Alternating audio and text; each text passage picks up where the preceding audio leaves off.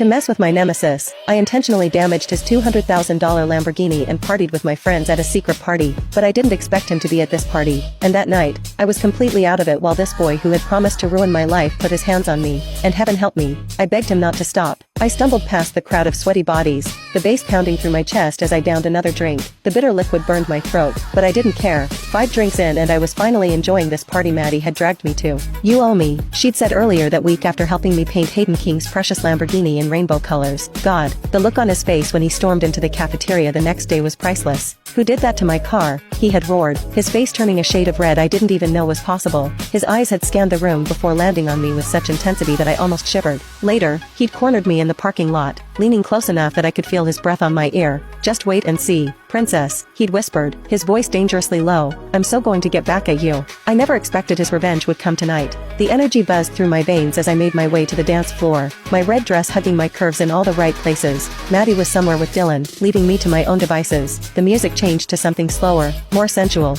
and I closed my eyes, letting my body sway to the rhythm. That's when I felt hands snake around my waist from behind. Strong, confident hands pulled me back against a firm frame. The scent was masculine, intoxicating, a mix of cologne and something uniquely familiar. I should have pulled away. I should have turned around to see who it was, but the buzz clouded my judgment, and it felt too good to stop. I moved my hips, feeling the tension pressing against me. His grip tightened, one hand trailing down my thigh in a way that sent electricity through my body. "Darn princess, you feel so good," a husky voice whispered in my ear. My body froze. I knew that voice. I'd been fighting with its owner since freshman year. Slowly, I turned around, my honey brown eyes meeting piercing green ones that had haunted me for years. Hayden King, my sworn enemy, the guy whose car I'd just vandalized days ago. "Hayden," I breathed, too shocked to say anything else. He didn't speak. His eyes dropped to my lips, then back up to meet my gaze. The hatred that usually sparked between us was replaced by something else, something dangerous and electric. I should have walked away. I should have thrown my drink in his face. Instead, I stood there, transfixed, as his face lowered to my neck.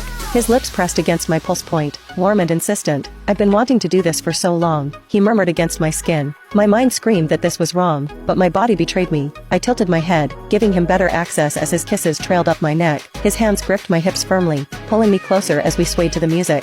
"We shouldn't be doing this," I whispered, but made no move to pull away. He pulled back slightly, his eyes dark with desire. "Tell me to stop then." I couldn't. Heaven help me, I couldn't. "I've got a room upstairs," he said, his voice rough with want. "Only if you want to." The rational part of my brain had long since shut down. I nodded, and he took my hand, leading me through the crowd and up the stairs. The moment the door clicked shut behind us, he had me pressed against it, his body flush against mine. His lips crashed onto mine with an intensity that made my knees weak. It wasn't sweet or gentle. It was years of tension finally breaking. He bit my lower lip gently, making me gasp, and his tongue darted into my mouth. My hands found their way to his hair, tugging slightly as he deepened the